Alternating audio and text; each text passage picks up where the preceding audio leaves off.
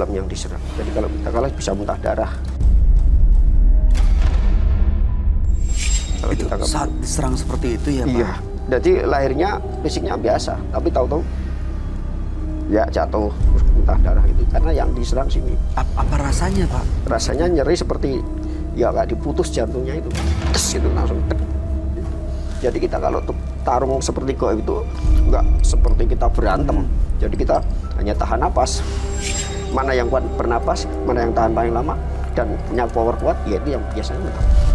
Bapak kalau misalnya ada yang ngirim santet gitu Iya. ke Bapak gitu, Ya gimana Pak? Bisa kita baca dari mana. Karena di sini seperti tidak usah dikomando. Udah pada nangkring sono sini, udah nangkepin ini. Ada datang di kiriman ini ada. Kalau di sini ditransfer, ini ditransfer ini ada paketan begitu. Seperti itu. Biasanya nih Pak, kayak misalnya Ega, supaya nggak kena kiriman-kiriman seperti itu, biasanya saran Bapak apa? Ya satu memang berserah diri, tawakal sama yang kuasa. Ya satu itu, kedua juga kita harus betul-betul ada usaha untuk supaya tidak terganggu itu bagaimana menurut keyakinan kita atau bagaimana yang ada orang lain bisa seperti saya tadi jadi ikut membantu sedikit walaupun saya tidak bisa maksimal karena Pak Mbak Ika sendiri nanti juga mungkin nggak ketemu lagi atau gimana.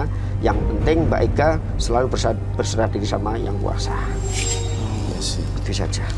Memang saya setuju 100% dengan Pak Bejo loh. Beneran. Ilmu padi juga semakin tinggi juga, kita harus merunduk. Berisi semakin merunduk Iya, gitu. semakin berisi, semakin merunduk. Kelihatan Itulah ya. kelihatan dari Pak Bejo. Dia ngorbanin dirinya dia sendiri sebenarnya. Dan saya melihat udara kita jadi lebih dingin nih di sini. Iya. Iya. Karena habis pertarungan tadi terus terang biasanya kalau hawa-hawa seperti itu pasti terus dingin. Saya merasakan kekuatan energi Pak Bejo habis-habisan di sini dan Nggak apa-apa. dinginnya jadi dingin banget gitu. Jadi saya ngerasain ada aura magis yang muncul. Saya berharap sih Pak Bejo juga jangan diikuti sampai rumah ya. Iya, ya saya juga mengendalikan diri. Makanya ini kalau saya ikuti serangan-serangan ini tetap kecil. Jadi istilahnya hanya hantaman sedikit, nggak pula yang keras. Jadi saya untuk menetralisir karena kita berinteraksi di sini. Jadi saya harus betul-betul bisa menahan. Tapi selama bisa, ya. Ada satu pertanyaan di benak saya, Boleh, silakan, Pak Bejo. Saya memposisikan diri saya bukan apa ya, kita bertukar pikiran ya Pak Bejo. Silakan Mas. Ada banyak dari sekian episode dalam program Menembus Mata Batin, banyak sekali Iya. partisipan yang punya penjaga, tapi mereka tidak suka sama Bayu Oktara. Ada apa ya sebenarnya di badan Bayu? Apakah memang ada yang jaga atau memang orang baik selalu dibenci dengan makhluk jahat? Begini, itulah manusia. Manusia itu pasti ada yang suka dan ada yang tidak suka. Apalagi dengan kesuksesan orang lain, itu salah satunya. Begitulah manusia. Begitu juga goib. Manusia tidak dengan tangan kosong, tapi dengan bantuan goib bisa. Dengan sentimen-sentimen ini untuk menjatuhkan Mas Bayu bagaimana caranya. Begitu. Jadi mereka membuat rekayasa yang demikian rupa. Wah, nah ini rata. Kalau udah saya ginikan, wah, aku udah bisa naik. Aku udah Kadang bisa. ada kejadian janggal, mobilnya ada masalah. Iya. Mobil ada masalah, tiba-tiba pulang dari sini. Terus kemudian waktu itu pernah anaknya juga nangis juga. Betul. Itu seperti Tadi malam kejadian lagi soalnya. tadi malam Nangis kejadian lagi. lagi. Kamu sudah mandi kan tapi mandi dulu dong. Ya sampai rumah mereka udah tidur, saya nggak langsung sih, tapi abis itu mandi baru ketemu mereka. Dan itu subuh-subuh tuh jam 4 tuh mereka nangisnya. Kejar-kejar gitu ya. Kejar. Kejar gitu ya. Itulah. Kayak begitu pas tadi malam itu yang masuk mobil tiba-tiba kertak kuncinya tuh kebuka tutup ya. Kayak ada yang Kayak ada yang isengin gitu. saya gitu. Ya Nggak itu. tahu mau ganggu atau apa. Beberapa hari yang lalu TV tiba-tiba nyala sendiri tapi yang kebuka bukan channel TV gitu. Yang kebuka apa? YouTube. Aneh kan? Itu aneh sih karena kalau misalnya timer yang nyala channel TV yang terakhir saya tonton dong. Iya dong. Yang kebuka, yang tayang. Yang menjadi kunci pertanyaannya kenapa Bayu terus yang jadi sasaran? Iya, iya. Iya Mas Bayu. Kenapa Pak Bejo? Bisa saya tangkap sedikit, itu memang sesuatu yang bikin Mas Bejo, Mas Bayu, biar khawatir dan ketakutan. Jadi itu hanya ngegi, tenangi saja. Jadi Mas Bayu BT-nya udah kuat. Biasa aja ya? Ya, biasa aja. Jangan aja. terlalu diambil pusing itu, cuekin aja. Mereka memang ada tapi ya sudah lah. Iya, jadi kalau bisa jangan diperhatikan. Cuekin saja. Dia akan bosan sendiri. Selagi nggak nyerang. Kalau nyerang, Mas Bayu sudah oke. Tapi nggak akan nyerang dong Pak. Ya, bisa jadi karena Mas Bayu mental, ya dia mungkin dengan cara lain atau yang mana. Terus nanti benda-benda yang bikin Mas Bayu tuh resah. Bikin Mas Bayu nggak siap tenang. Lah ini caranya salah satunya seperti itu. Bah, itulah manusia juga, bagaimana dia nggak jatuh dengan cara seperti ini, dengan cara lain. Jadi sih sebenarnya saran buat Bayu intinya, ntar kalau misalnya ada gangguan-gangguan, kita langsung bentak lu dan ganggu gue gitu. Justru dilawan ketika udah berada Bisa di gitu rumah, juga, ada bisa. mobil, ada tek langsung jangan ikutin gue, lu alamnya udah beda sama gue gitu. Jadi mesti kayak benar-benar kita pointing, kita punya finger ini untuk tapi nggak akan malah nyerang kalau kita malah lebih kuat. Takut, mereka itu takut dengan aura kita kalau lagi berani. Oh justru mereka bikin kita takut supaya kita malah bisa ciut. Kalau kamu berani, dia kayak apinya kamu tuh gede gitu. Tapi kalau semakin takut, menciut makin gampang bisa berhalusinasi dan delusi dan muncul paranormal activity gitu. Itu maksudnya Pak Bejo juga dan maksud saya. Oke. Terima kasih Pak Bejo. Terus saya boleh pesan nggak ke Pak Bejo ya? Silakan. Pak Bejo, saya mengakui sekali karena memang sudah sepuh juga ya. Saya kan juga menghormati orang yang lebih tua juga. Tapi saya kok khawatir ya tentang kesehatan Pak Bejo. Kalau sering diserang gini, dada kamu gimana ya? Ya sudah biasa Mas, seperti ini sudah biasa. Apakah soalnya saya melihat paru-paru kamu berwarna ungu? Apakah Pak Bejo merokok kah? Oh enggak, ya ini ya serangan-serangan tadi. Soalnya ya sering ada serangan seperti itu nggak dirasa. Ya ini tadi agak kuat sekali, Jadi kita berusaha untuk jangan sampai kebakar. Kalau sampai kebakar ya udah, nggak bisa pulang saya. Seperti itu. Jadi demi Sino ini, semoga Sino ya selalu dilindungi ya Nak ya, selalu hati-hati gitu Mas Bejo. Gimana ya biar dia nggak ngikutin terus gitu? Coba sekarang minta sama Mas Roy yang lebih bisa. Saya yakin Mas Roy akan bisa memberikan jalan keluar. Intinya sih sebenarnya Ega nggak boleh kalau udah mulai ngerasa udah mulai parno, Ega harus lawan sih. Gitu. Terus kalau masuk hotel, kalau misalnya tempat baru atau traveling ke tempat yang baru, kamar baru atau apa segala macam, kamu bukain TV, bukain keran segala macam dulu gitu loh, biar nggak sepi banget. Nggak usah tonton TV-nya, nyalain aja, bikin gelombang elektronik seperti itu loh, dikacauin gelombang elektroniknya. Lama-kelamaan akan hilang. Lama-kelamaan akan hilang. Nggak ada energinya, nggak ada energi hantu kalau kita sering ada aktivitas. Walaupun TV nggak usah ditonton, radio dan segala macam, atau bahkan handphone kita bunyiin aja melalui YouTube dan segala macam. Oke. Pak Bejo, apa sekarang yang dirasakan Pak? Ya beginilah, nggak apa-apa, tapi santai saja. Nanti kan sembuh dengan sendiri. Sudah biasa Mas. Seperti itu. Ega sendiri ada Bagaimana yang mau disampaikan ke Pak Bejo nggak?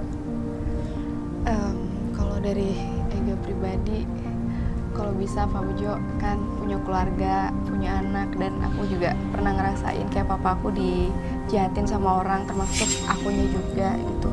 Kalau emang bukan alasan yang penting, bukan alasan yang buat kebaikan atau apa, ya sebaiknya jangan dibantu, walaupun itu baik lagi ke orangnya. Kalau misalnya benteng agamanya kuat, pasti kan apapun yang dilakukan tuh kan sebenarnya nggak bakalan kena ke badannya kan. Tapi tetap aja kalau misalnya emang sebenarnya tetap nggak boleh sih ngejahatin Iya. orang lain, itu apapun Begitulah, Mbak. alasannya gitu kan. Maka dari itu saya dengan seperti ini saya merasa terpukul diri saya sendiri. Makanya saya malah justru tersinggung dengan diri saya sendiri. Kenapa saya membantu orang jahat? Kenapa saya begini begitu? Saya telah lagi, saya pikir lagi, saya tanyakan lagi bagaimana. Ternyata dampaknya malah Mbak Ega seperti ini kan saya seperti terpukul. Lah ini budi baik seperti pembelajaran saya untuk membantu orang lain. Gitu. Iya, baik. Hatinya Pak Bejo luar biasa loh. Luar biasa penolong. Iya, betul. Saya menangkap pelajaran hari ini satu hal pemirsa di rumah, bahwa tidak semua orang yang punya indera keenam atau supranatural itu arogan. Nggak arogan, iya. Gitu. Saya banyak belajar juga nih secara nggak langsung dari Pak Bejo. Wah, ternyata semakin tinggi dia malah ngorbanin dirinya dia kayak padi, makin lama makin merunduk. Karena kita sering ketemu dengan orang-orang yang punya kemampuan seperti ini, seolah-olah Iya, bahasanya kayak songong gitu. Betul, betul. Ya begitulah, murid biasanya kalau baru mulai sekolah, wah udah tahu pelajarannya, sudah begini. Bahasanya Iya. Padahal kalau sudah yang tahu, malah nggak berani macam-macam. Dia takut karena akan menyerang dirinya sendiri. Karena murid yang baru tadi belum tahu akibat dari perbuatan nanti dari sekolah semakin tinggi. Nah, itulah ilmu padi juga. iya. Aduh, Pak Bejo. Iya. Untung Pak Bejo malam hari ini bawa suasana yang berbeda ya. Energi positif. Iya, buat dibanding saya. yang lain-lainnya. Dia sangat positif sekali. Iya. Semoga membantu. Dan ini mungkin jadi pelajaran buat Anda semua ya yang menyaksikan tayangan ini. Seperti yang tadi disampaikan oleh Roy, kalau ya sebenarnya tidak ada masalah kalau misalnya emang punya kelebihan dan punya kemampuan yang ya beda gitu ya. Tapi digunakan untuk apa, itu yang paling penting. Betul. Jangan sampai karena nanti punya kelebihan, ada dendam, ada marah, emosi, justru digunakan untuk hal yang Iya. jahat. Pak Bejo, Bagaimana? baik-baik aja Pak? Iya. Ini saya jadi kepikiran nih, tadi Bapak bilang katanya ada yang mau tenang aja. jahatan nggak suka sama saya nih. Udah tenang aja Mas. Benar, Mas Pak. Bayu juga tidak boleh terlalu apa ya tadi sombong, tapi tetap percaya diri dan tetap hati-hati. Insya Allah. Bagaimanapun sesuatu itu bisa kadang mencari lengahnya. Kita di waktu pas lengah, di waktu pas kita lupa atau gimana, makanya kita tetap kontrol diri, jaga diri baik-baik, kontrol badan, bagaimana cara kita untuk biar selalu ingat. Baik. Serangan nggak jadi lagi seperti tadi, udah bentengnya udah bagus, mungkin udah ada yang baik. Kayaknya kalau saya tak lihat dari energinya, kayaknya dari sono, Iya. dari Mas Roy, tapi karena begitulah Terima kasih. kelihatan. Ada yang mau disampaikan Roy? Nggak ada sih. Untuk Pak Bejo saya cuma ngucapin terima kasih aja. Sama-sama Mas Roy. Ya. Pak Bejo, sekali lagi kami ucapkan terima kasih. Bapak Sama-sama, sudah Mas. hadir. Sehat selalu Pak. Iya. Ya, jaga kesehatan jangan lupa. Dan salam untuk keluarga Bapak. Terima Ya, kasih sekali lagi sudah hadir di Menembus Mata Batin kali ini. Sama-sama Mas Ayu, Mas Roy. Pamit, Mbak Ega. Monggo. Hati-hati. Ya. Terima kasih. Terima kasih. Jangan pernah berhenti berharap jika Anda terlanjur terjerumus dalam gelap.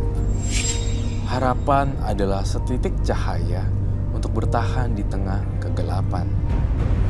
Pemirsa, setelah ini akan hadir seorang wanita yang mengaku memiliki ilmu pengasihan. Kami akan memanggilnya dengan nama samaran.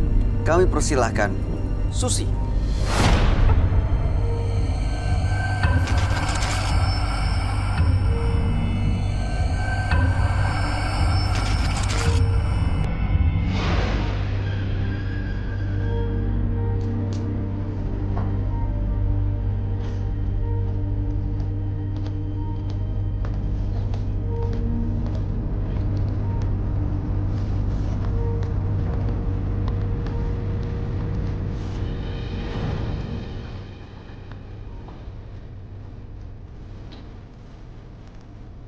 Selamat malam Susi.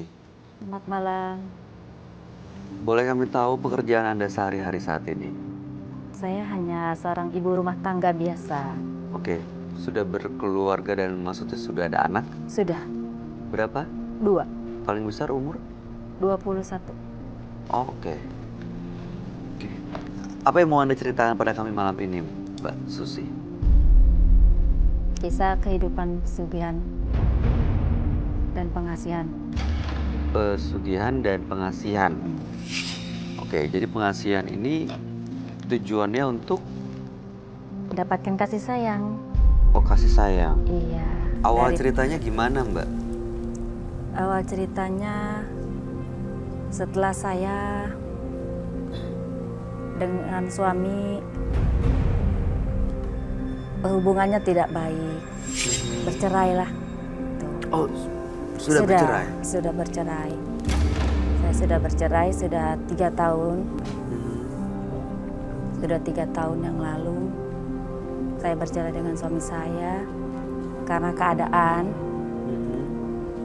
ekonomi kami sangat susah.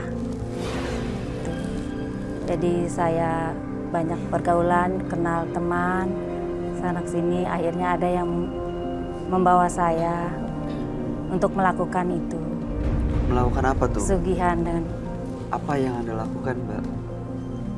saya intinya ingin kaya. Dan yang dilakukan ritual seperti apa? Ritualnya dengan mengambil tanah laki-laki sebagai pengasih dan memperlancar semua usaha saya.